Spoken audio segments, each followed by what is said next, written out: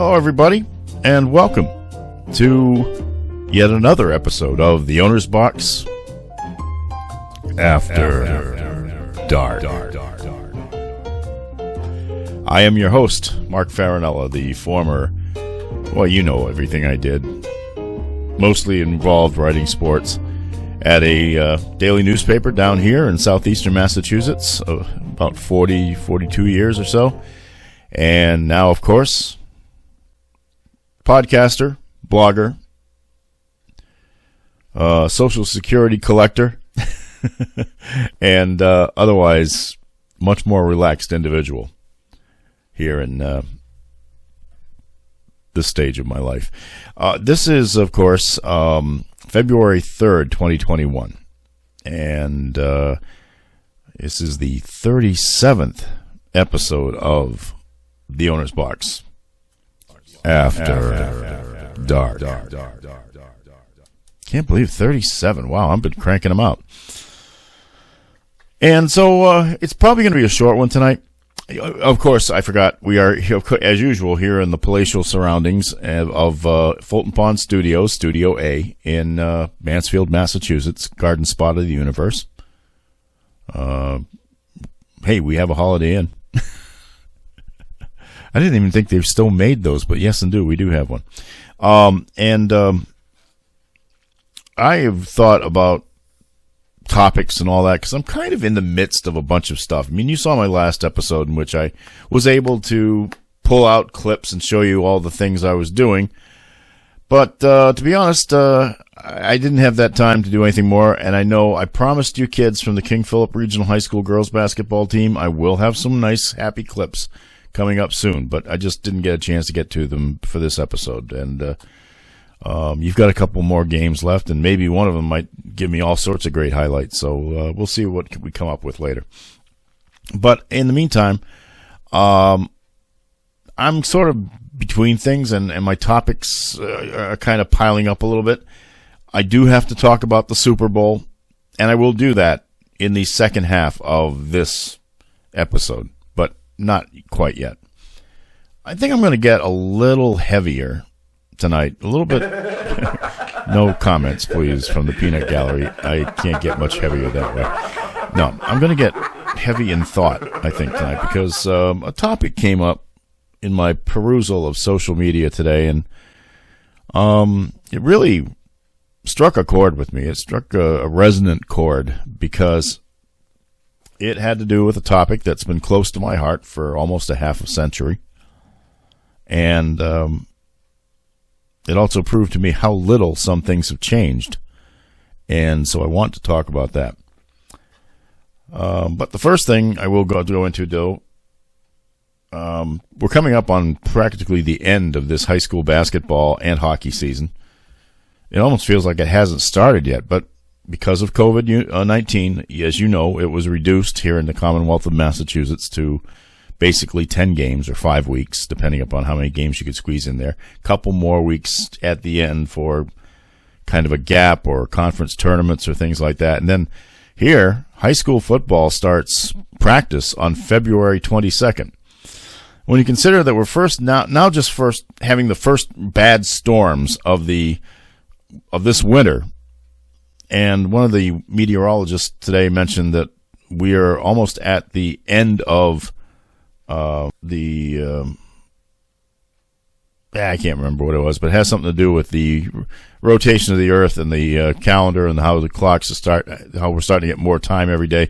And that actually is the end of a season, even though the real end of the season isn't for another month. So, hey, that's why I didn't study meteorology. But it is a reminder that we're coming out of this, and we're going to be back into a warmer existence later on. But I don't know about high school football. I mean, high school football in March, April, it could be nasty, and we'll just have to see how it all washes out right now. Right now, nobody knows. So, but we are near the end of what we call the winter season, the abbreviated winter season. And as a result, I'm going to be really busy for a while, and then all of a sudden it's going to get not so busy. And by that, I'll just look at this. This is Wednesday night. Tomorrow night I have a basketball game. Friday night I have a basketball game. Saturday I have a hockey game. Sunday, 2 basketball games for the price of 1. And then on Monday, I'm going to record a new episode of the original Gangsta, The Owner's Box, the audio podcast, but I'll use some highlights here on the video podcast as well, with a special guest, someone who I think you'll enjoy talking to because it will give you a perspective on what these winter sports have meant that you wouldn't have gotten otherwise from people my age. But I'll talk about that a little bit more at the end of this episode. So with all that in mind, I didn't really have time to pile up a bunch of topics and throw them all at you tonight, but one thing I did want to talk to you about, and I will right now, by the way, I don't know if you noticed, but I've got the microphone in a different position again. I've had it this way before, and then I had it coming back up before, and I think this might be a more comfortable position for it, because I can actually still look at the camera every now and then instead of looking at this or God knows what I look at sometimes. People say, you don't look at in the camera enough. You don't look at us. You look at your screen. And it's true. The camera, of course, and on a laptop computer is above the screen. And so if I look at that, I don't see what I'm doing. You know, I could have goo all over my mouth and I wouldn't know it. So, but anyway, I digress, as I always do. Running through social media today, I came upon a post by the daughter of a close friend. Now, I won't get into any names because those of you closest to me can probably guess, but because it's a sensitive topic, I figure I'll just let the comments speak for themselves and not necessarily throw the personalities out there. Let it suffice to say that I am close to this man's daughter in a totally appropriate sense. Please don't suggest anything else. No, she's in her early 20s. She's a wonderful young woman. I watched her grow up, and she's bright. She's in grad school right now. She's studying international relations, the political sphere. I mean, all sorts of things could come of that. She might end up an ambassador someday, or who knows.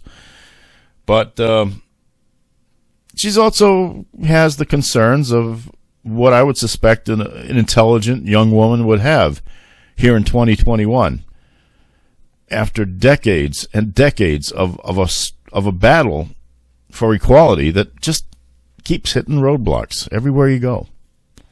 And one of those issues that arises often is reproductive freedom. Let's face it, that's a thorny topic no matter which way you go. The zealots out there will start calling you a baby killer if you support a woman's right to choose, and which is pretty much what happened today. But it's tough to say what's right and what's wrong, except in one area that I believe firmly, and I know that a lot of people do, is that the time has come for old white men in their 60s and 70s, like me, to stop telling women what they can do with their own bodies. We've been fighting that battle since Roe versus Wade, and long before that, actually. And every now and then, when it looks like we're making progress as a society to give women the right to dictate what they do with their own bodies, the same way that a man can do whatever he wants with his body, well, then we hit these stumbling blocks. And even right now, you look at a Supreme Court that has been stacked with conservative judges, which has put the landmark Roe versus Wade decision at risk. And they were all put there by the most hypocritical son of a bitch that's ever been a president of the United States, the former president, I'm so happy to say that, Donald J. Trump, who probably had more use for abortion than any of our national leaders ever. Remember, this guy is the one who paid off porn stars to not talk about their relationships. Fortunately, Stormy Daniels did, which gave the word mushroom an entirely different meaning. that's not a laughing matter, though. The greater topic at hand. And part of the reason why this is all an issue now is because our current president, Joe Biden, is a practicing Catholic, but he also believes in being a pro-choice president. Well, that has people at the extreme levels of the argument claiming he's a bad Catholic or he's not a Catholic at all, so on and so forth. Well, my friend posted her thoughts, and it started with like this, quote, "Friendly reminder that the president's policies on abortion don't make him any less Catholic. They just mean that he understands that it is not his place to make that decision for women." And then underneath it was a link to another person's post, which looks like a little newspaper clipping. And the little clipping says, "Pro-choice does not mean pro-abortion." And the comments there were, pro-choice means that no matter what your personal feelings or beliefs about abortion are, you understand that it is not your place to make a decision for another woman about what she can and can't do with her body. I mean, it's simply stated. Yes, I understand the religious issues, even though there's nothing in the Bible that specifically speaks about abortion. Of course, the Bible was not written in the 18th, 19th, 20th, 21st centuries. So things were handled differently in those days, I suspect. But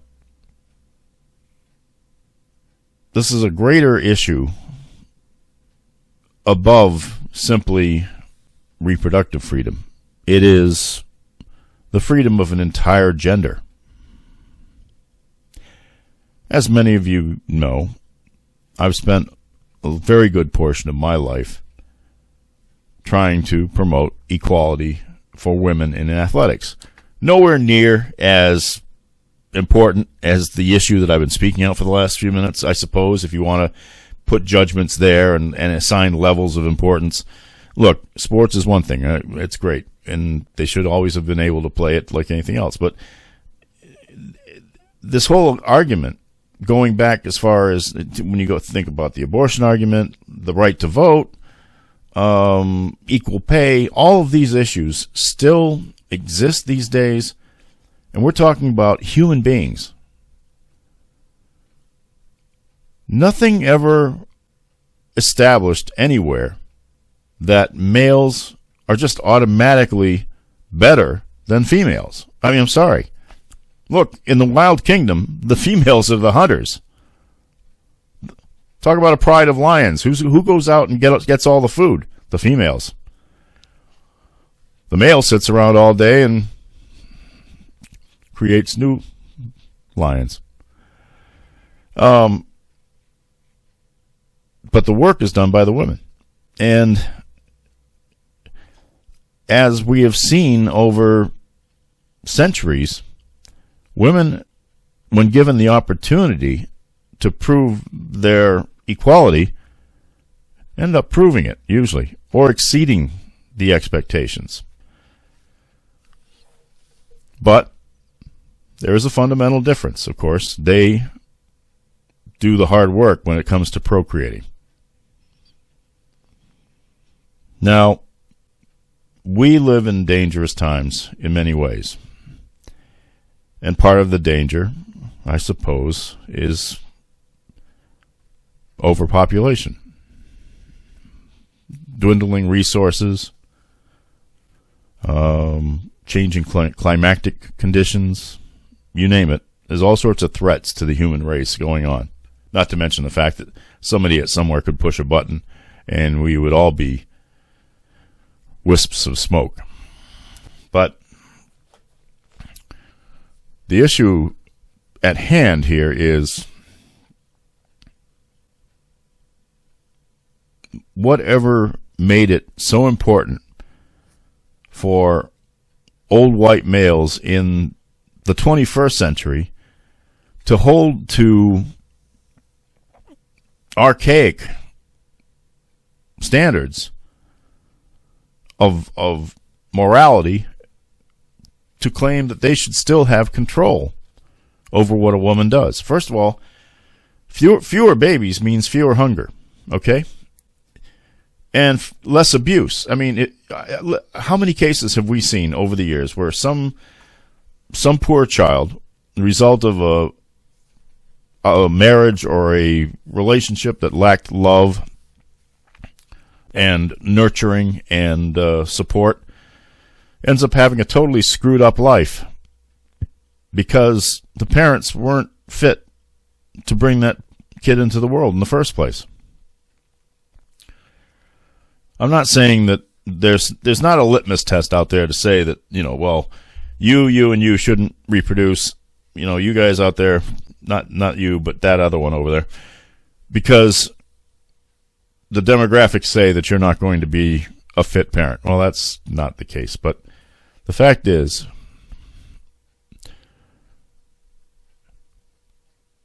fatherhood, motherhood, parenthood is perhaps the largest challenge that anybody will ever face in their lifetime. And if you're not ready for that, okay, you make mistakes. You should be more careful about things like that. There's certainly ways to prevent all sorts of issues these days. But if you know that you're not ready for this and the result might be a kid that would suffer his whole life or her life, then decisions have to be made. And that decision should be made by the woman because she's the one whose body is going through these changes. And I've always said, we can't walk in their shoes, so why in the hell should we be telling them what they can and can't do? They couldn't tell us what to do with our genitalia. At least that's the typical male approach to it. So I'm pro-choice as well. And I don't believe it should be done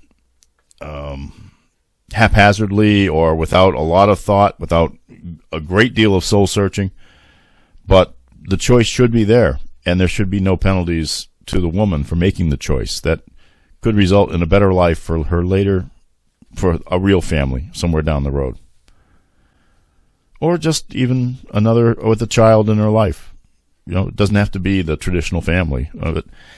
So anyway, the argument that my friend's daughter put up was met with mostly support, mostly from women her age.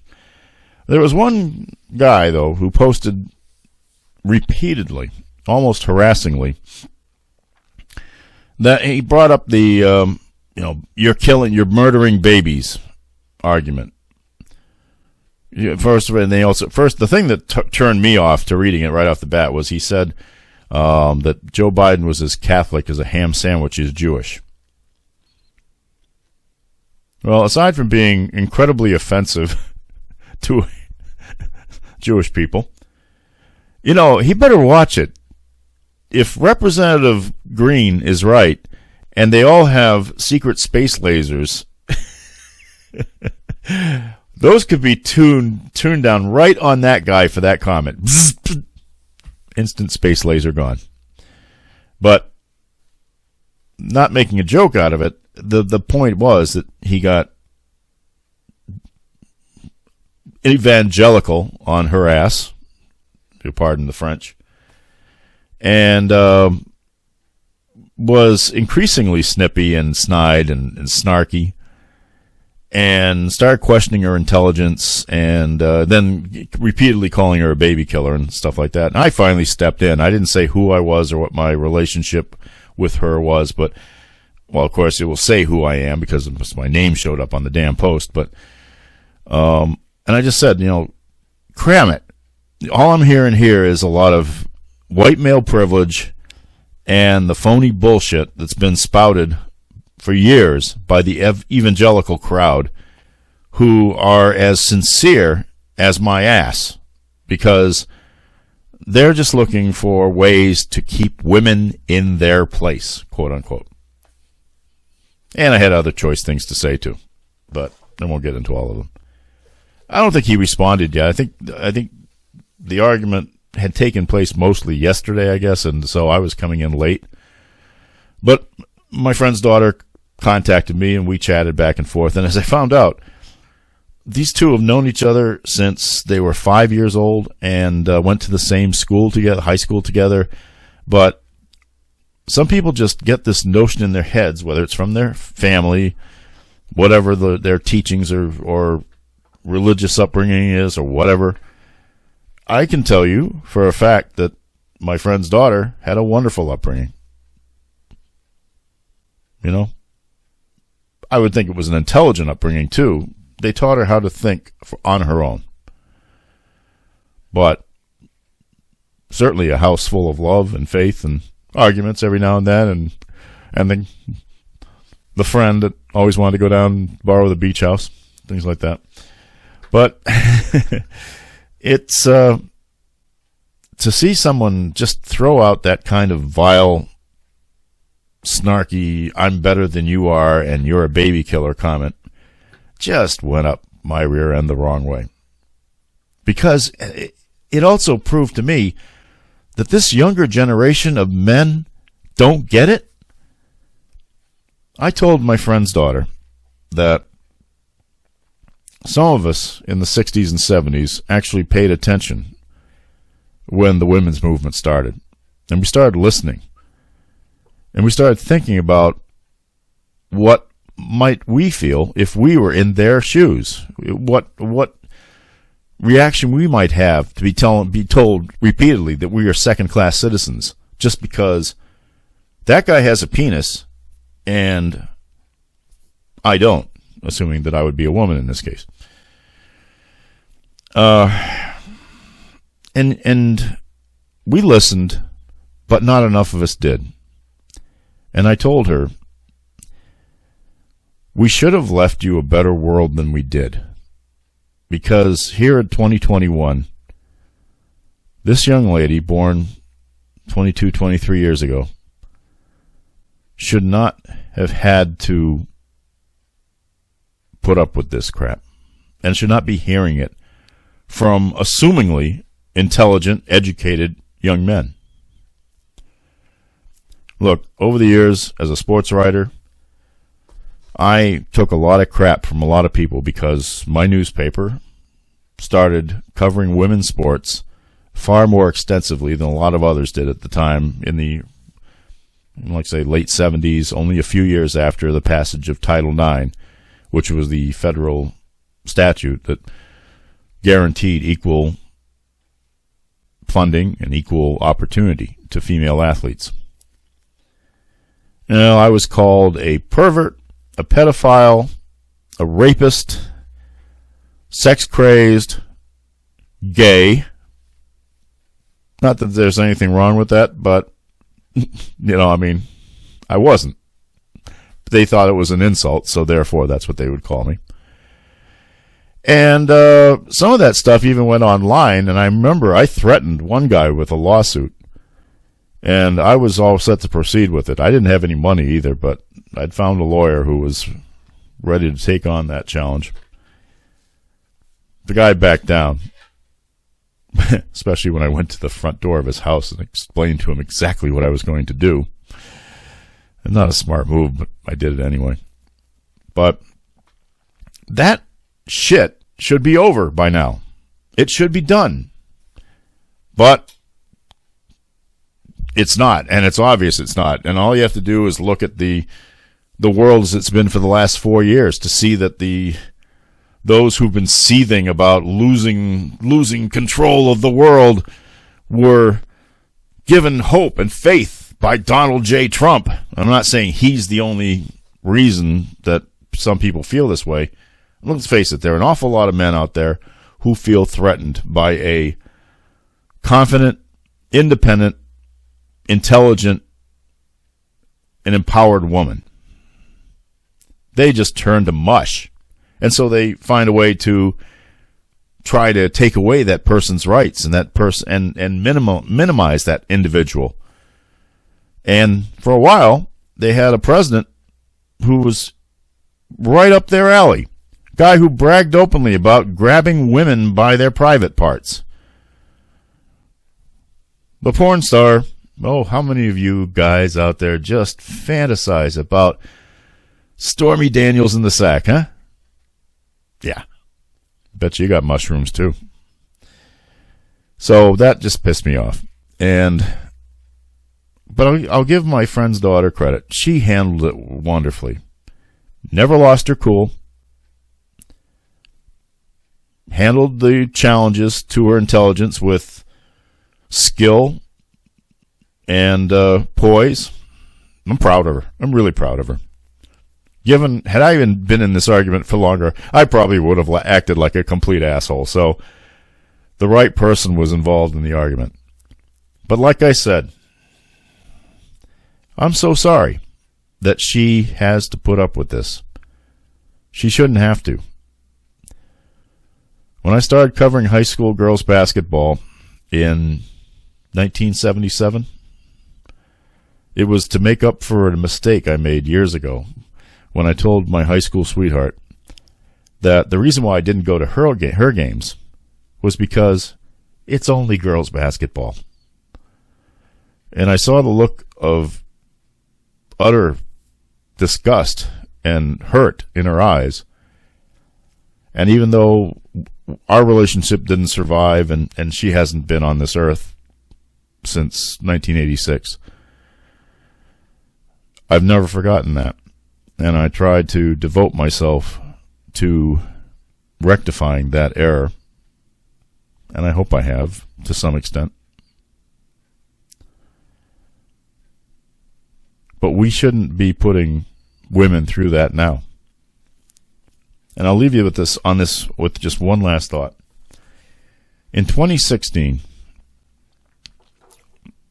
I think it was a majority of college-educated white women, middle-aged, I think somewhere 40s, 50s, voted overwhelmingly for Donald Trump and not Hillary Clinton.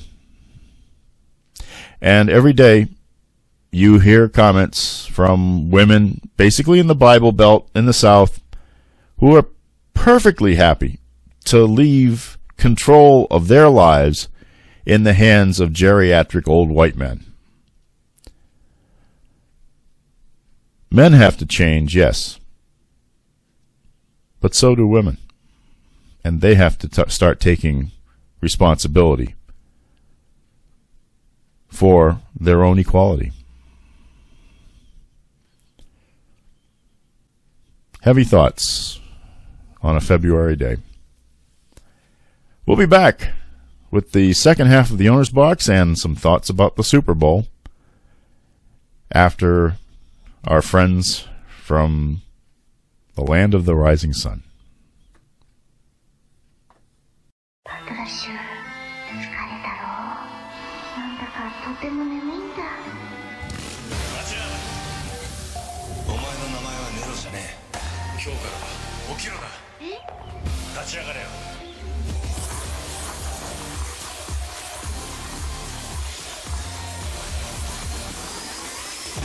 やばい、なんか暑い。この冬限定、北海道ミルクシーフードをお求めくだ。買ってね。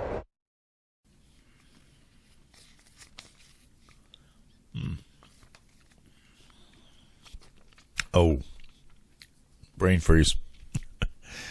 Hello, everyone, and welcome back to the Owner's Box After Dark.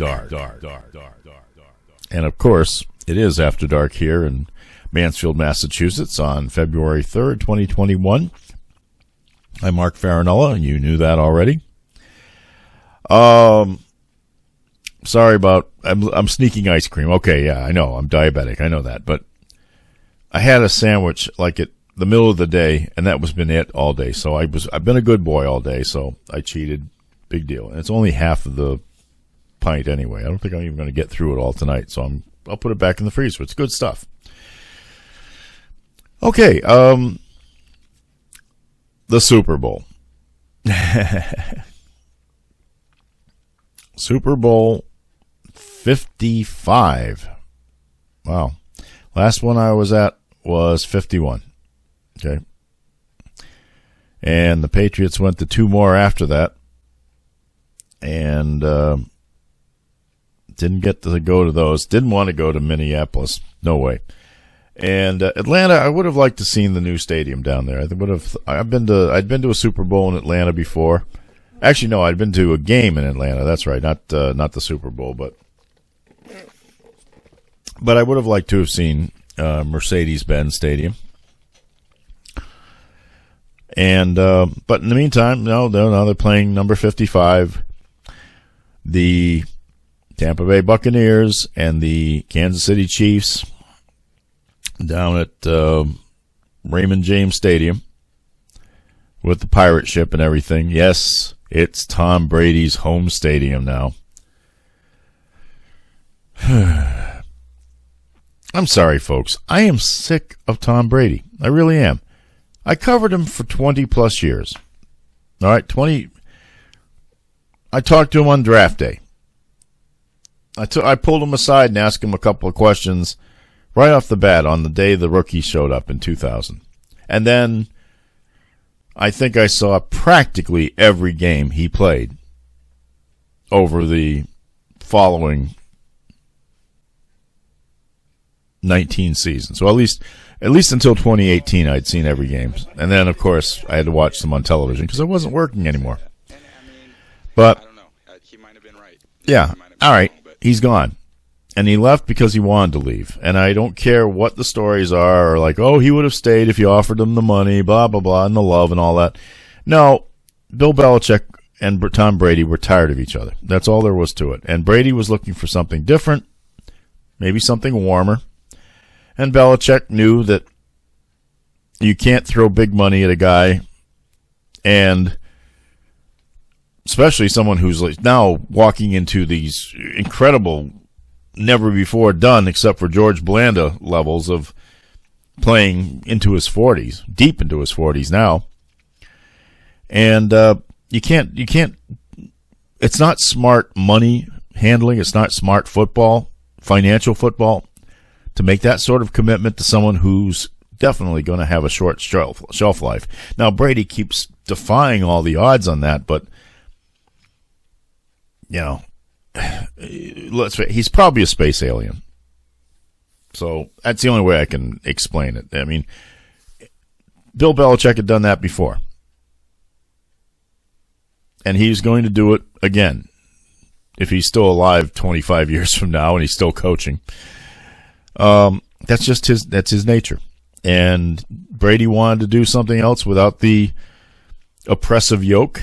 And so that's why he's taking the Tampa Bay Buccaneers to a Super Bowl. If you don't think that he doesn't control that team from head to toe, then you're not paying attention.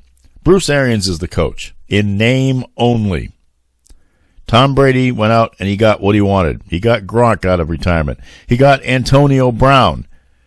Probably as damaged goods as you can get, but because he'll show him the love of Jesus. I don't think he uses those phrases, but I mean, he's not Tim Tebow, so. But, you know, he managed to convince AB to keep out of some trouble, for at least for the time being anyway, and it's been productive. And, you know, Gronk isn't even his first option on passing. I mean, Gronk is like his 10th option these days. Gronk blocks the crap out of people, and every now and then he's going to get that catch that makes everybody say, ooh, Gronk, but he's not the same guy he was here. Still, they're going to probably win a championship.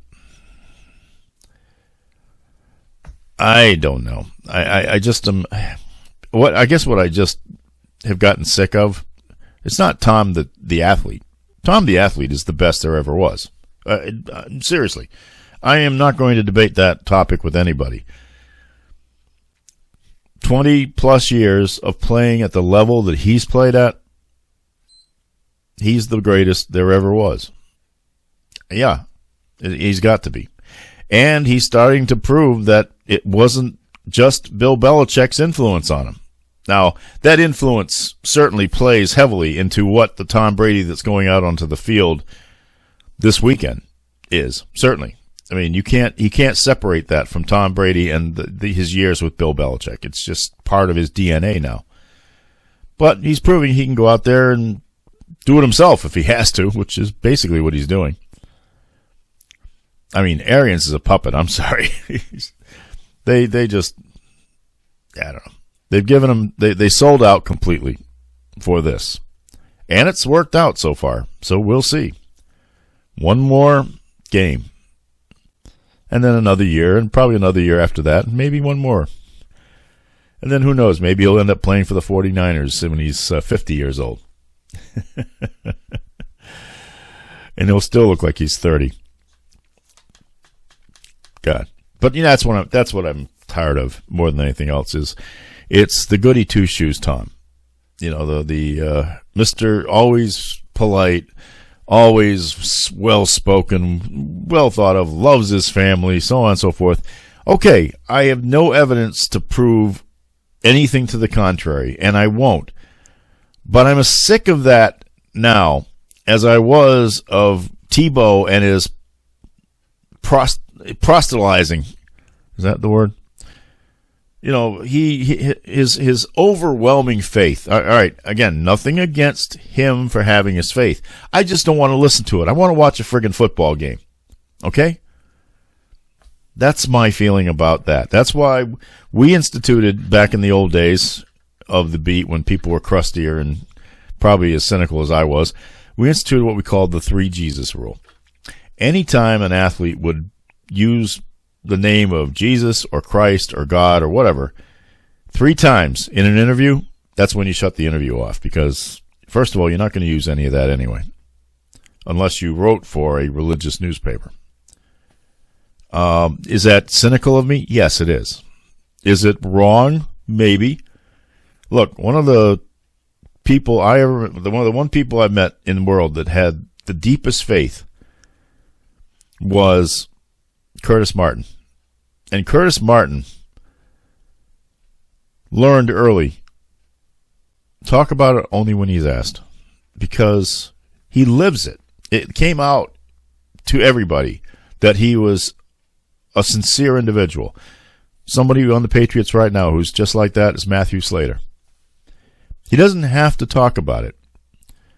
It's the ones that throw it in your face that I wonder. I'm cynical. I wonder if that's to mask something. And sometimes it is. Sometimes the guy had a hard life and has been so beaten down that by embracing faith, it became as excessive and obsessive as his problems beforehand. We've seen that. I swear to God I have. But, you know, like I say, I'm not doubting anything. I'm not, I just, when I saw that scene at the NFC Championship game where it says Tom goes up to the stands and he says, I got to see my son. I'm like, oh, crap, turn the camera off. I know. It's cynical. It's nasty of me. I apologize to those of you who are offended. It's not sincere. I play football. I don't care what these guys do in their private lives, to be honest. I mean, most NFL general managers, really, I mean, if Jeffrey Dahmer could run a 4.2 40-yard dash and catch footballs and score touchdowns, they would have said he just had an eating disorder. But yeah, Tom is the best on the field, and he's got a team that basically he built around him. Certainly the weapons. He's got plenty of receivers. He's got a couple of good tight ends. I mean, and the guys who make the plays there are the ones that you don't expect to. While Gronk is laying waste to people out in the field. So I would probably find it hard to root against the Tampa Bay Buccaneers in this game, strictly from the sense of a let's say a dispassionate observer, a non-committed one who's not rooting for anything, you know. But then again, I have my reasons to doubt the Kansas City Chiefs. I mean, look, they're good. But I'm a little tired of this talk about how Mahomes is going to break all of Brady's records because he may not live that long. I don't know if anybody, unless you've been in the league for 15 years and they're still playing extremely well, that's when the Brady talk should come in. Maybe that at that point, maybe you might have a chance to say, yeah, another 5, 6, 7, or 8 long years, however long Brady lasts, maybe then I can catch him, but not when the guy's 2, 3 years into the league, for Christ's sakes. Now, I'm a big fan of the Chiefs fullback and special teams captain Anthony Sherman from North Attleboro. Guy's classy as hell. I'll never forget, he got drafted by the Arizona Cardinals, and I went to his parents' home in North Attleboro. Very unassuming place. And all of the relatives and family members were there, and they were having a little bit of cookout, and yes, they gave me some food. And Anthony came, and I talked to him for a while, recorded a little video, and then went along my way. Yeah, I don't know if I still have that video. If I do, maybe I'll cut it in right here and share it with you. I really don't know when, but I'm excited to be out there. Whenever they need me to, I'll be there. Any thoughts about Arizona at this point? I was just out there for my last college football game was played out there. Yep, so yep. I already know kind of the area, and I already know around the town. Hell of a stadium there, I'll tell you. I went to the Super Bowl out there. Beautiful stadium and great area. I'm excited about it all. Mm-hmm. I'm definitely looking forward to the opportunity. That area's grown up so fast. I was just looking at my pictures the other day from the bowl game, and just to know that I'm going to be back out there in a couple months, it's a great feeling. So, the funny story about that is that I had to go back to the draft was being held at Gillette Stadium. At least the Patriots coverage of it was, and of course I was kind of grumpy all day because, oh God, they're going to draft him, and I'm going to have to leave here, and I have to go interview him, and then it's going to make all my other work last forever. And so, of course, my fellow writers were teasing me about that the whole time. And then, of course, he was drafted. I had to go to North Attleboro, not too far away, of course. And on the way back, I said, I treated my friends badly, so I got a dozen donuts, and I figured I'd bring it back to them. I drop it down on the table there, and they look at me like, what do you do? What's those? And I said, I felt so bad. I felt bad, so I got you guys some donuts. We don't want donuts. It's the middle of the afternoon. Why don't you bring back some of Mrs. Sherman's lasagna? If that sounds familiar to some of you who watch these podcasts, on the owner's box, the audio version, my only sponsor is Mrs. Sherman's Fine Foods, and of course the flagship product, Mrs. Sherman's Lasagna, which of course does not exist. But to this day, the thought of Mrs. Sherman's Lasagna brings up thoughts of the draft. But anyway, like I said, Anthony has always been great. On the day he got traded from the Cardinals to the Chiefs, I left a message on his cell phone. Can you call me? I know you might. I don't know if you have to go through teams now or not, since you're between teams. Please call me. I want to try to get a story in the paper. I'm driving home, and I get a call on my cell phone, and it's Anthony Sherman. He's in the terminal at Sky Harbor Airport in Phoenix, and he is about to get on a plane to go to Kansas City, and he wanted to return the phone call, and he does. So I pull over, haul out a notebook that was somewhere under the seat, and I just start asking questions and jotting stuff down, and it was wonderful. The guy just he did that, and that's classy, and that's a lot of athletes would not take that step. So obviously, in all the years that he's been playing now for the Chiefs, and with the great respect that he has there, I can't root against him. Even if the Patriots had played them, and they did in the AFC Championship game, I wanted Anthony to do well, but I wanted the Patriots to win just because of my history of covering the Patriots. I just have a feeling the fates are aligning. Also, another thing is I don't believe, as much as a lot of people believe, that Andy Reid is all that good a coach. I think back to his time in Philadelphia when Donovan McNabb shit a brick in the last 5 to 8 minutes of the Super Bowl they played against the Patriots and was practically throwing up on the field. He was just completely couldn't handle the moment. I know he claims this day that wasn't the case, but I'm sorry. I'm just not sold that Andy Reid is is the Messiah that some have made him into. So, if I had to say right now what's going to happen, I'll say that the Chiefs will get out to an early lead. Maybe even 2 touchdowns. And everybody will be saying, oh, Brady's going to shit the bed here at his own home stadium, and it's the end of the world, and he's going to have to retire, and blah, blah, blah. And then, because it seems to be the way the Buccaneers have worked throughout these playoffs, they'll just keep doing things right in the second half, and Brady will keep leading them. And the Chiefs will do something stupid along the way, or there'll be a turnover, or there'll be some sort of weird thing. Maybe they'll go for it on 4th down when they shouldn't have. Something will happen that will fire up the Tampa Bay Buccaneers, playing before about maybe 25,000 fans at their own home stadium. Now, of those, maybe 8,000 people at the most would be of their own fan base, if they're lucky, if it's that many. But still, it's home. It's there. And I think Brady will get it done. I really do. Because I respect what he is. At the end of a game, he is maybe even more of the GOAT, quote unquote, at that time of a game than he is as an overall quarterback. I don't think anybody knows how to win better than Tom Brady. I really don't. And so I'll pick out a score here. I'll say Tampa Bay Buccaneers 36. There'll be a 2-point conversion in there somewhere.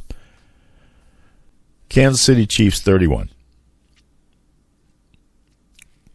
All right, that's my pick, and I'm sticking with it. I'm not even sure I'm going to watch the whole game.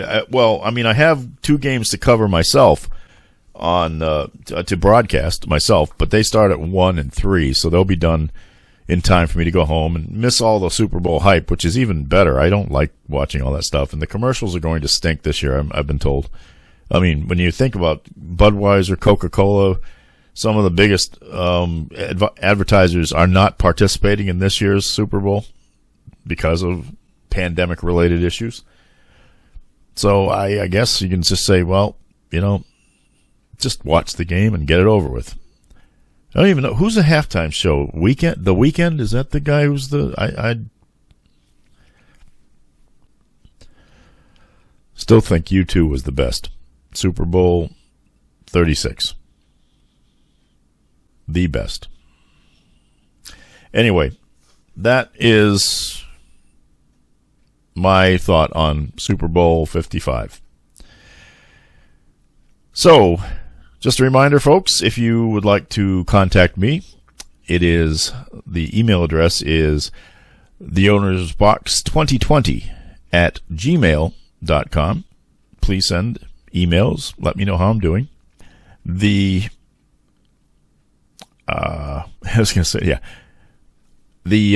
website where all of these podcasts are linked to, where I also have other commentaries and things that are pretty fun to read. That is the Owner's Box 2020 www. Put that in because sometimes the browsers don't get it right. www.theownersbox2020.com. I just had to renew my domain name, so please make it worth my while. And snail mail. You can send me letters at the Owner's Box, Post Office Box 272, Mansfield, Massachusetts 02048. The topic I wanted to let you know about, episode, what is it, 32 of the Owner's Box, the original. I'll have to look that up. When we get into the higher numbers, I'm starting to lose track of all these things. It took me a while to remember this was the 37th Owner's Box After Dark, but no reverb that time. Another new episode of the Owner's Box, the original, which people subscribe to on all of the popular podcasting platforms. Apple Play, Google Play, Spotify, Amazon Podcasts, I think has it now. iHeartRadio.com and the radio.com mobile app. You can definitely find my podcast out there. The guest will be a kid. And I'm sure she'd hate me referring to her that way. Most young women do. But Foxborough High School basketball star Caitlin Mollica will join me for about a half an hour, I think, over the phone. And I'll find some great video clips to show you what she's done. There's a kid that has won 2 state championships during her 4 years, started playing as a freshman, has well over 1,300 career points and would have had a lot more if she'd had a full season this year. And that's one of the things I really want to talk about. I want to get her perspective on what it meant to her to know that the only way she was going to get on the court this year was in a shortened season that really wasn't what one should have expected for any senior in this campaign, especially ending a great career and moving on. I think I'll have to ask about it for sure, but I think she's committed to Stonehill. She's a great kid. I've interviewed her before on Foxborough Cable Access, and I think she'll be fine, and I think she'll enjoy doing it. And that will be recorded on Monday, and I'm not exactly sure when I'm going to be able to get that out, but I will get it out as fast as I can. So that'll be a treat. And then I've got some other plans coming up soon, and I hope that we'll get the owner's box, the original, back out there again and get it cranked up really well. So that leaves me with just the final topics. I would show you a mask, but I've been wearing it all day in my house. I think I'm allergic to mold or something like that, and it actually worked. I could breathe all day. I don't even have to say it. You know it. Take it, squirt it, rub it, splash it everywhere on my laptop. I have a cut on my hand. That doesn't feel good. And it's got fumes. Use it, or use it, or you'll lose it. And please, like I've said to you all along, with my hand sanitizer everywhere, please take care of yourself. Try your best to treat yourselves, your families, your friends, and just strangers on the street with a little bit more care these days. The bad boogeyman is gone, and the new guy is trying his darndest to get things straightened out. So let's move ahead with some optimism. And remember, women are equals. I bid you adieu with all of the best intentions in my heart. Good night, everybody.